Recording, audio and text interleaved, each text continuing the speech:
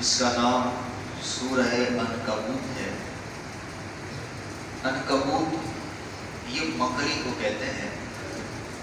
اور اس سورہ مبارکہ میں آیت نمبر 41 میں اللہ تبارک و تعالیٰ نے مکڑی کا ذکر فرمایا۔ اسی مناسبت سے اس سورہ مبارکہ کا جو نام ہے وہ سورہ عنکبوت ہے، اور اللہ تبارک و تعالیٰ نے بڑی خوبصورتی کے ساتھ اپنی ذات اور بتوں کے حوالے سے جو گفتگو فرمائی، جو مثال بیان فرمائی، اسے بیان کرتے ہوئے رب تبارک و تعالیٰ نے فرمایا مثل الذین اتخذوا من دون اللہ اولیاء کمثل العنکبوت، کہ وہ لوگ جنہوں نے اللہ تبارک و تعالیٰ کے علاوہ اور مالک بنا لیے ہیں، ان کی مثال مکڑی کی طرح ہے۔ اتخذت بیتا، کہ اس نے جالے کا گھر بنایا، وَإِنَّ أَوْهَنَ الْبُيُوتِ لَبَيْتُ الْعَنْكَبُوتِ، اور بے شک سب سے کمزور گھر یہ مکڑی کا گھر ہوتا ہے۔ لَوْ كَانُوا يَعْلَمُونَ، کیا ہی اچھا ہوتا کہ وہ جانتے۔ اللہ رب العزت نے اپنی ذات اور بتوں کے حوالے سے بڑی خوبصورت مثال دیتے ہوئے ارشاد فرمایا کہ میری ذات کے علاوہ جنہوں نے بتوں کو اپنا معبود بنا لیا ہے اور انہیں نفع اور نقصان کا مالک سمجھ لیا ہے کہ وہ انہیں نفع بھی پہنچائیں گے، نقصان بھی پہنچائیں گے،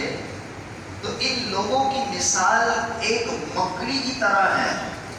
کہ جس طرح مکڑی اپنا گھر جالے کی صورت میں بناتی ہے، جالے کا اپنا گھر بناتی ہے، وہ یہ تصور کرتی ہے کہ جناب میں نے اپنا گھر بنا لیا ہے، اب میں نقصان سے محفوظ ہو جاؤں گی، مجھے اس گھر سے فائدہ پہنچے گا۔ تو رب تبارک و تعالیٰ نے مثال کے ذریعے ارشاد فرما دیا کہ سب سے کمزور جو گھر ہوتا ہے نا، وہ مکڑی کا گھر ہوتا ہے، کہ نہ اسے گرمی سے بچا سکتا ہے، نہ سردی سے بچا سکتا ہے، اس کے گھر کی اس بقعت کی حیثیت نہیں ہے۔ تو لہذا اللہ تبارک و تعالیٰ نے دنیا کی مثال کے ذریعے سمجھا دیا کہ دنیا میں جو مکڑی نے اپنا جالا بنا لیا ہے وہ ایک کمزور گھر ہے، لہذا تم جو بتوں کی پوجا کر رہے ہو اور تم انہیں اپنا مالک و مختار سمجھ رہے ہو، یہ تمہارے کسی کام میں آنے والے نہیں ہیں۔ جس طرح مکڑی کا جو گھر ہوتا ہے اسے فائدہ نہیں پہنچا سکتا، اسی طریقے سے جن لوگوں کو جن کی تم پوجا کرتے ہو رب تبارک و تعالیٰ کی ذات کے علاوہ، کہ تم انہیں اپنے ہاتھوں سے ہی بناتے ہو اور انہیں کی پوجا کرتے ہو، حتیٰ کہ رب تبارک و تعالیٰ کے پیدا کیے ہوئے رب تبارک و تعالیٰ کی مخلوق کی تم عبادت کرتے ہو، رب تبارک و تعالیٰ نے جس چیز کو پیدا کیا تم اسی کی عبادت کرتے ہو۔ تو اللہ تبارک و تعالیٰ نے واضح طور پر اس مثال کے ذریعے سمجھا دیا کہ عبادت کا مستحق صرف میں ہوں، میری ذات کے علاوہ کسی کو سجدہ کرنا جائز نہیں ہے۔ اس طرح کی آیات سے لوگوں کو گمراہ کرتے ہوئے لوگ کہتے ہیں جناب دیکھو اس قرآن پاک کی آیات میں بیان کیا گیا کہ اللہ تبارک و تعالیٰ کے علاوہ، کیونکہ اولیاء کا جو ترجمہ ہوتا ہے وہ مددگار بھی ہوتا ہے، جس طرح اس کے معنی مالک بھی ہوتا ہے تو اس کے معنی مددگار بھی ہوتا ہے۔ تو لہذا قرآن پاک کی جن آیات میں یہ بیان فرمایا گیا کہ اللہ تبارک و تعالیٰ کی ذات کے علاوہ کوئی مددگار نہیں ہے، اللہ تبارک و تعالیٰ کے علاوہ کسی اور کو مددگار نہیں ماننا، تو یہ اس سے مراد یہ ہوتا ہے کہ حقیقی طور پر صرف اور صرف مدد کرنے والا یہ اللہ ہی تعالیٰ ہے۔ اور اسی طرح قرآن پاک کی ان آیات میں جن کا ذکر کیا گیا کہ وہ مدد کرنے کے قابل نہیں ہیں وہ بت ہیں،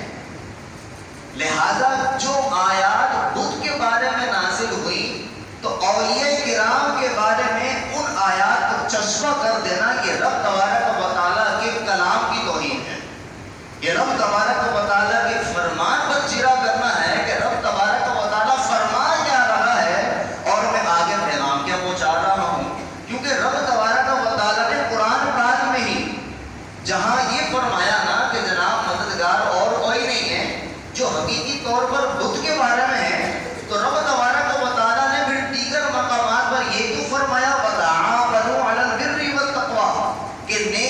परहेजगारी के कामों में एक दूसरे की मदद करो। रब तबारक व तआला ने दूसरे मकाम पर इरशाद फरमाया फइन्नल्लाहा हुवा मौलाहु व जिब्रील व सालिहुल मुमिनीन। हकीकी तौर पर मौला अल्लाह ही है, लेकिन मौला के माना भी मददगार होते हैं। जिस तरह एक हमारा मौला खुदा है, तो मौला के जो माना होते हैं अरबी के अंदर मददगार भी होते हैं। तो रब तबारक व तआला इस आयत मुबारका के जरिए फरमा रहा है फइन्नल्लाहा हुवा मौलाहु व जिब्रील व सालिहुल मुमिनीन के बेशक अल्लाह तुम्हारा मददगार है और जिब्रील तुम्हारे मददगार हैं और जितने भी नेक मोमिनीन हैं वो तुम्हारे मददगार हैं। तो लिहाजा कुरान पाक में ये जो दो तरह की आयत हैं, इनको जब तक हम कमा हक़्क़ुहु नहीं समझ सकते कि जब तक हम इस बात को ना समझें कि रब तबारक व तआला ने जिनसे मदद ना करने का हुक्म इरशाद फरमाया है वो बुत हैं, लेकिन जो नेक मोमिनीन है उनसे मदद हासिल भी की जा सकती है। लेकिन जो शिर्क और रब तबारक व तआला की ज़ात की हक़ानियत को वाज़ेह करते हुए फरमा रहा है कि इन दोनों के अंदर फर्क ये है कि मेरा जो बंदा मदद करता है वो जो भी नेक हैसियत रखता हो, चाहे नबी हो, सहाबी हो, वली हो, वो जो भी मदद करता है मेरे इज़्न से करता है, मेरी अता से करता है, वो खुद कुछ भी नहीं कर सकता। लिहाजा हम औलिया अल्लाह से जो मदद का तकाजा करते हैं, जो उन्हें पुकारते हैं, तो अल्लाह का बंदा समझकर, अल्लाह समझकर नहीं, खुदा समझकर नहीं, खुदा का बंदा समझकर उन्हें पुकारते हैं। और इस तरह की मदद हासिल करना कुरान और हदीस के मुताबिक है, कुरान और हदीस के खिलाफ नहीं। अल्लाह करीम हम सबको अमल की तौफीक अता फरमाए। कुरान पाक के नूर से हम सबके क़ुलूब व अनवार को रोशन